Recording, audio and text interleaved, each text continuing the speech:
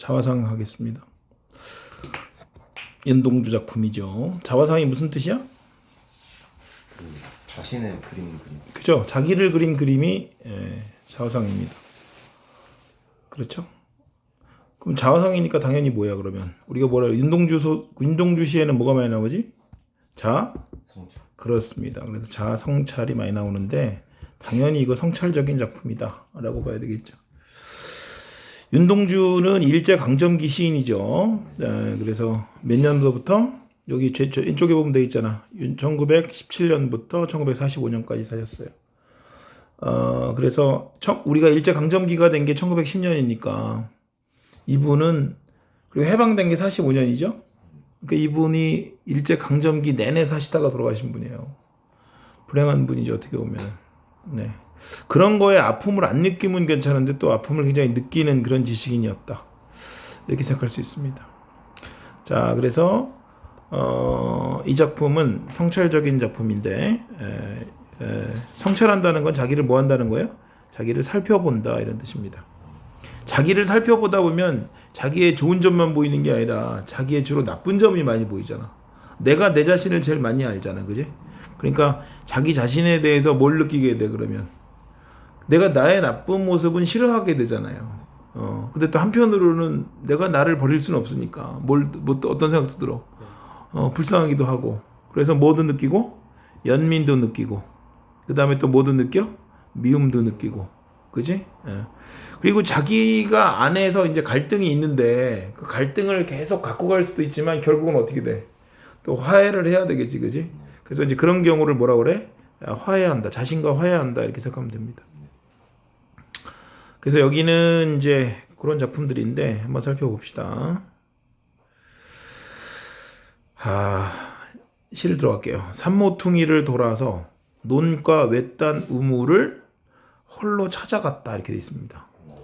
홀로 찾아갔다는 거 중요합니다. 왜냐? 우연히 간 게 아니란 얘기죠. 우연히 간 게 아니라 일부러 찾아간 거예요. 그래서 가만히 들여다봅니다. 우리가 자기 성찰하려면 어떻게 해야 돼요? 일단은 차분해져야 되잖아, 그지? 그러니까 가만히 들여다본다 이거죠. 그리고 이제 여기 뭐 시험에 맨날 나오는 게 이건데 우물이죠, 우물. 우물은 자아성찰의 매개체라고 돼 있죠. 근데 이거를 외우려고 하지 마세요. 이거 너무나 당연한 거잖아요.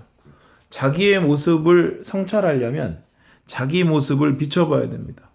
그래서 대표적으로 자기 모습을 비춰보는 게 거울입니다. 그래서 거울이 대체로 자아성찰의 매개체예요. 그래서 이걸 가지고 아마 다른 시에서 문제를 낸다. 그러면은 당연히 거울을 소재로 한 시가 나올 거고, 뭐 이상의 거울이나 이런 게 나올 거고, 그러면 당연히 그 거울이 정답이겠지. 이거를 유사한 시죠. 왜냐면 기능이 유사하잖아. 기능, 역할이 뭐냐면 자아성찰을 하게 만들어주는 거니까 자아성찰의 매개체가 된다. 어렵지 않죠? 그래서 이 외딴 우물을 자아성찰의 매개체인데 외울 필요 없다. 자기 모습을 비춰본다. 우물은 자기 모습을 비춰볼 수 있기 때문에 그래서 그런 거니까 너무나 당연한 겁니다. 자, 그래서 우물을 들여다봤어요. 그랬더니 우물 속에는 뭡니까? 여기 달이 밝고 구름이 흐르고 하늘이 펼치고 파란 바람이 불고 가을이 있습니다. 이렇게 되어 있습니다.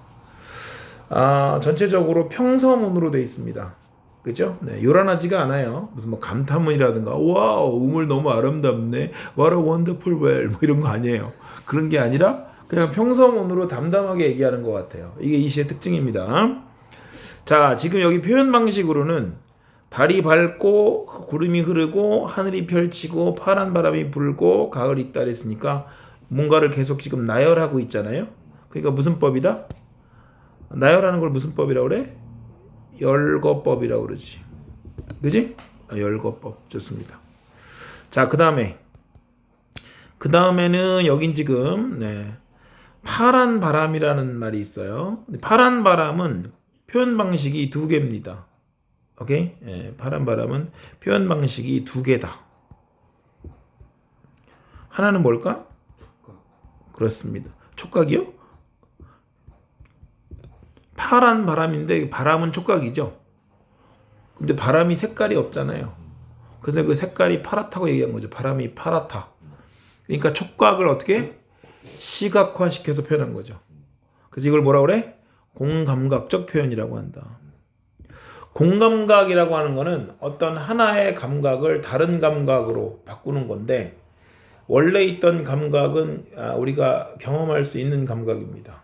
그런데 그거를 경험할 수 없는 감각으로 바꿨을 때 맛이 난다 이거야. 그 표현에서. 그래서 공감학적 표현을 쓰는 것이다. 알았어. 자, 그러면 파란 바람, 바람은 촉각이죠. 피부의 접촉으로 알 수 있어요. 바람 분다는 걸. 눈으로는 안 보입니다. 그런데 근데 선생님 나무들이 이렇게 흔들리는 건 보이잖아요. 그건 바람이 보이는 건 아니죠. 나무들이 보이는 거지. 그래서 그건 혼동하면 안 됩니다. 그래서 촉각을 어떻게 했다? 파란. 그래서 시각화시켰다. 그래서 공감학적 표현의 조건을 만족시킨다.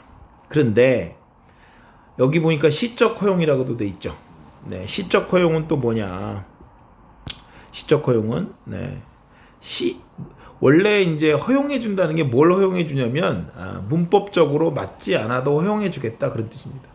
시적으로 허용해 준다는 거예요. 그러니까 우리가 보통 문장을 쓸 때는 문법에 딱 맞춰서 써야 되는데 그 문법에 맞지 않아도 이거는 시의 시니까 허용해 주겠다 그런 얘기거든요.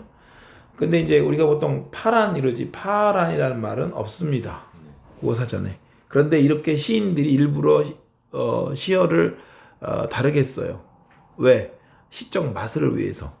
그냥 파란 이런 거보단 파란 그랬을 때 느낌이 다릅니다. 아무래도 뉘앙스가. 네, 그래서 여기는 표현 방식 두 개 있다. 하나는 뭐 시적 허용. 또 하나는 뭐야?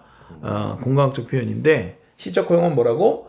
문법에서 어긋난 것이다. 문법적으로 맞지 않는 건데 시니까 허용해 준다 그런 얘기입니다. 알았죠?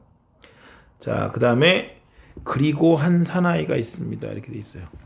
자, 여기서 아까 우리 영준이가 질문한 거하고도 관계 있는데 요 사나이하고요 우물하고요 어때요 관계가 좀 상황이 대조가 되죠.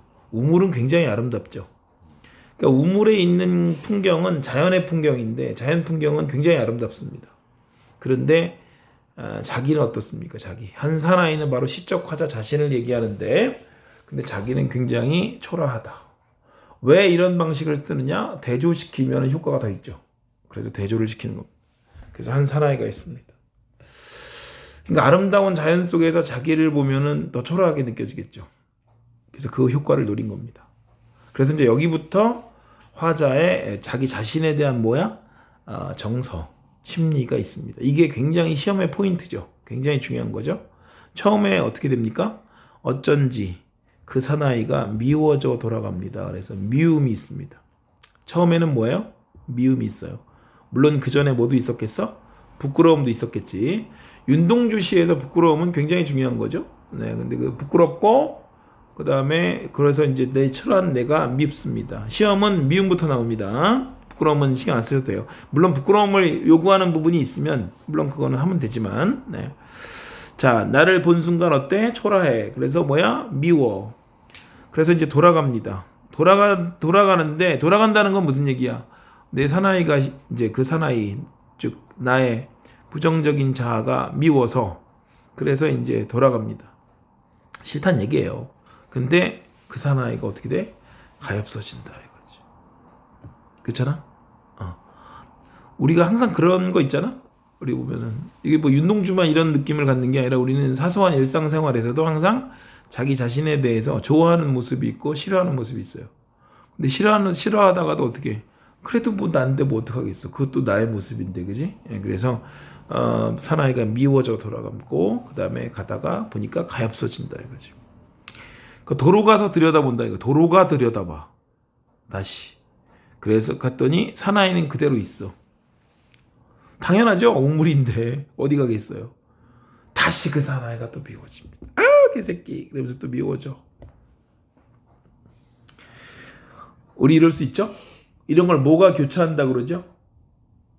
뭐가 교차한다 그래? 또는 뭐가 반복된다 그래? 애증이 반복된다. 여기 돼 있잖아요. 애증의 반복.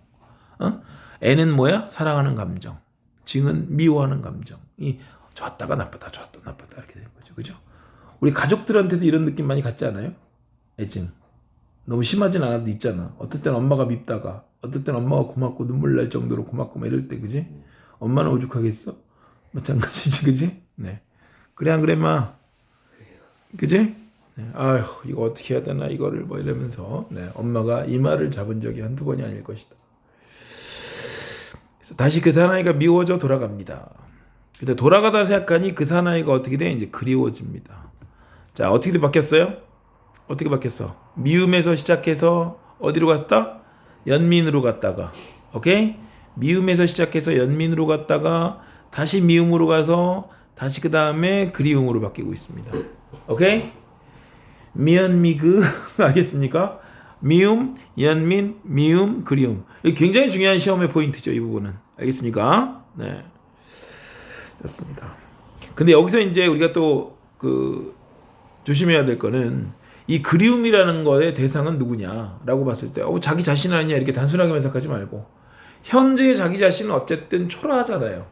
그래서 자기가 볼 때는 부끄러움도 느끼고 미움의 감정도 느끼는 거니까 그럼 이 사람은 언제 어떤 자기 자신을 그리워하느냐라고 봤을 때 과거에 현재의 지금이 아니라 과거에 뭐 했어? 아주 순수했던 그런 내면 그런 마음을 갖고 있었을 때 그거에 대한 그리움이다라고 봐야 되겠죠. 이 그리움의 대상은 누구나 과거의 어떤 자기의 순수했던 모습 알겠습니까? 우리 항상 어릴 때가 더 순수했죠. 그래서 그때를 보게 되면은 더 지금의 모습보다는 좋지 않겠습니까? 네, 그거에 대한 그리움을 갖는다. 자, 그래서 이제 6년인데요. 이게 총 6년으로 되어 있는데 마지막 년이죠. 그런데 위에 있는 2년하고 아주 유사합니다. 자, 우물 속에는 달이 밝고 구름이 흐르고 하늘이 펼치고 파란 바람이 불고 가을이 있고 엄마나 문장이 안 끝났네? 그러고 이거 뭐 했어? 추가한 거죠. 추억처럼 사나이가 있습니다. 그래서. 그럼 이 추억처럼 사나이가 있다 해서 이 사나이는 바로 누구냐? 자기 자신이죠. 그렇죠? 네. 근데 예전의 나를 생각하면서 어느 정도는 뭐 간 거야 지금? 어느 정도의 자기의 내면의 갈등이 해소가 되는 거야 이제. 알겠어? 그러니까 이게 무슨 얘기냐면 과거에 순수했던 나는 긍정적인 자아거든요. 근데 지금 나는 초라하잖아요. 근데 내가 이 싫은 모습을 보다가 예전의 어떤 나의 모습을 생각하면 당연히 어떤 위로를 받겠죠. 심리적인 위로를 받으면서 현실과 어떻게 돼? 그죠? 현실의 자아와 어떻게 된다? 네, 화해하게 되고 그 다음에 내적 갈등이 해소된다. 이렇게 지금 볼 수 있는 겁니다. 오케이. 자, 그래서 2년하고 6년하고는요 비교하는 게 되게 중요한데 2년하고 6년하고 네. 요거 반복법이다 그럼 맞아요? 2년하고 6년하고 너무 비슷하잖아요. 반복법 있어 없어? 뭘 두려워해? 자식아 당연히 있는 거지. 이거 거의 똑같은데 뭘? 근데 여기다가 야 니네 짜장면 곱빼기 먹냐? 짜장면 곱빼기 먹어본 적 있어? 이 자식 한 번도 안 먹어봤네 짜장면 곱빼기는. 자 2년이 짜장면이야. 6년이 짜장면 곱빼기야. 왜? 추가됐잖아. 여기 추억처럼 사나이가 있습니다. 곱빼기네 그지? 그럼 뭐라고 해야 돼? 무슨 법?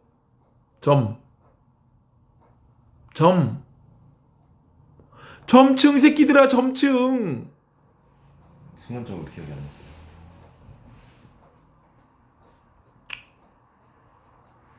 과거의 너를 그리워해. 점층법을 알았던 때의 너를 알았어? 이런 네가 밉지? 이런 네가 밉잖아. 점층법을 기억하지 못하는 네가 밉잖아.